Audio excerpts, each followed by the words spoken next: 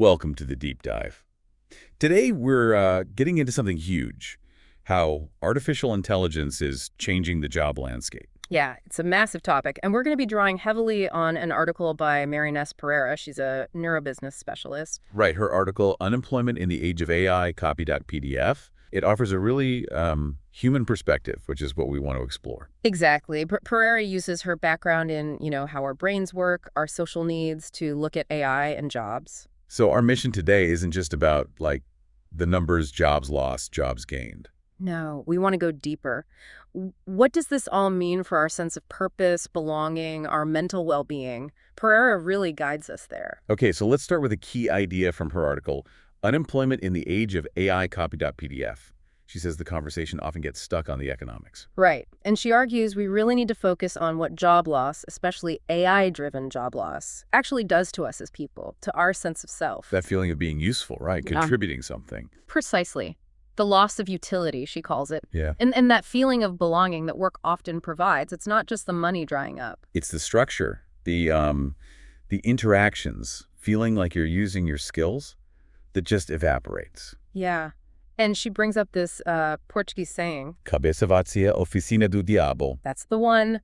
Idle hands are the devil's workshop. And she links that directly to, well, pretty serious stuff. Like impacts on self-esteem, mental health problems. And vulnerability to addiction, isolation. It's a really stark connection she makes. And it gets even heavier, doesn't it? She mentions data linking, technological disruption, mass job losses to increase suicide rates. She does. It's sobering. It really highlights the deep human cost that goes way beyond just spreadsheets and economic forecasts. Which kind of leads us to universal basic income, UBI. It comes up a lot in these discussions. Sure, it's seen as a potential safety net. Pereira acknowledges that, it could cover basic material needs. But she doesn't think it's the whole solution. No, not based on unemployment in the age of AI copy.pdf.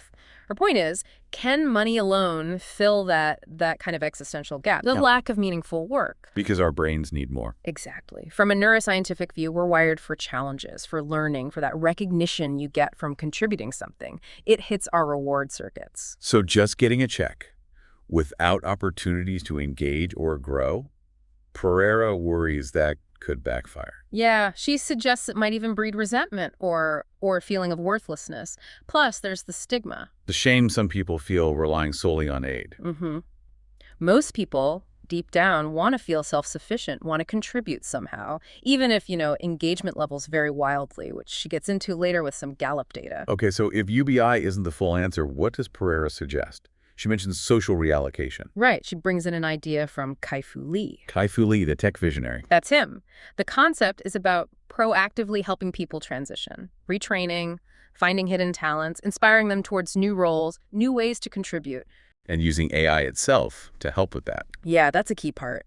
Using AI to identify skills, aptitudes, potential pathways, turning the tool that causes disruption into a tool for navigation. That's interesting because, like Pereira points out in the article, a lot of people are actually scared of AI. They don't see it helping them. Exactly right.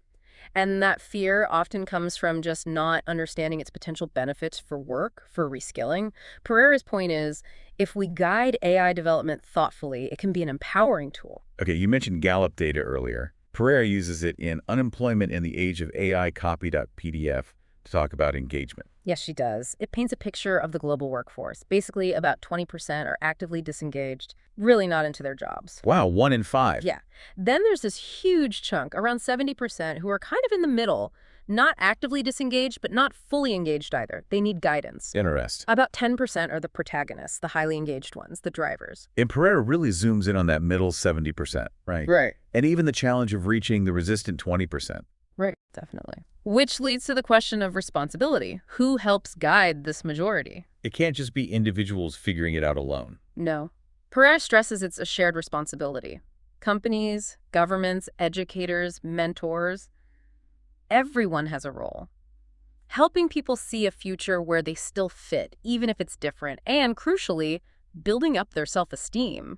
Because without that proactive guidance, Pereira warns about some pretty grim societal outcomes. Absolutely. Her article, Unemployment in the Age of AI copy.pdf, is quite clear.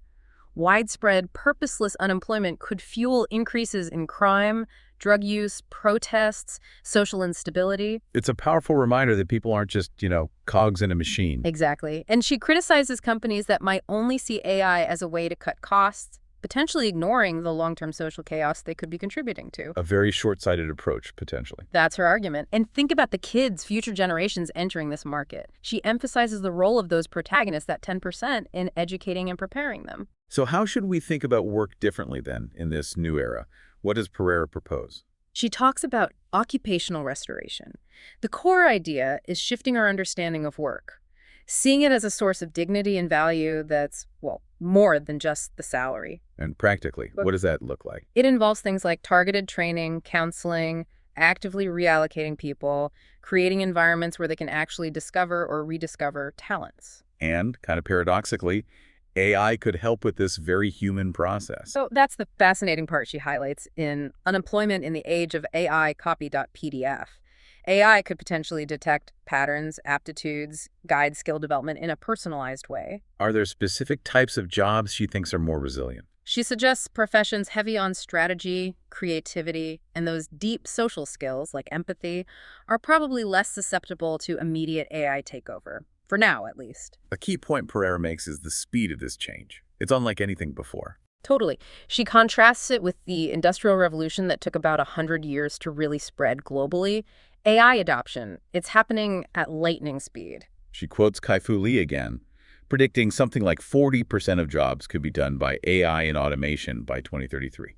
Yeah, around that figure, which is, that's just over the horizon. It's an incredibly fast, massive shift. And the speed, Pereira argues, fundamentally challenges some old economic ideas. She brings up Adam Smith. Right, Adam Smith, The Wealth of Nations. His whole idea was that individual self-interest, guided by the invisible hand, leads to collective good because the labor market adjusts gradually. But AI isn't gradual. Not at all. Pereira's point is that the sheer speed and scale of AI disruption could create such a huge, sudden skills mismatch that Smith's invisible hand, those self-adjusting mechanisms, they just get overwhelmed. It threatens the whole social fabric. So if a company acting in its self-interest means mass layoffs without thinking about the fallout, then Pereira worries that invisible hand might lead to collapse, not collective well-being. It breaks the model. which brings us back to her call to action in Unemployment in the Age of AI copy.pdf. What's the main thrust? It's a call to awaken talent, foster creativity, entrepreneurship, to question our values around work, and crucially, to help people relearn and adapt actively. Because the risk is having a whole generation feeling, what, hopeless, obsolete. That's the danger she flags if we don't act. So the core message from Pereira seems to be that this isn't just a technological transition, it's deeply human. Absolutely. It requires courage, compassion, real vision, she says, to build a future where work, in whatever form it takes, still provides that sense of fulfillment. Okay, so let's quickly recap this deep dive guided by Marynes Pereira's article, Unemployment in the Age of AI copy.pdf.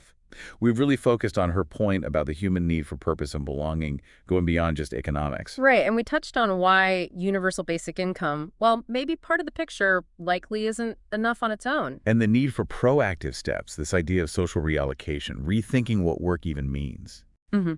And huge credit, again, to Marynes Pereira, the neurobusiness specialist, for bringing this crucial human-centered perspective to the forefront of the AI discussion. So, inspired by Pereira's call for reflection in her article, we want to leave you, the listener, with some things to chew on. Yeah, think about it. What gives you purpose beyond your current job title? If you face unemployment, how would you actively fight off those feelings of, uselessness? If UBI did become a reality, what would fill that potential void for you, that need for meaning? How do you view AI right now? Is it mostly fear, or is there curiosity there too? If you're in a leadership role, how can you help your team, the people around you, find purpose as things change?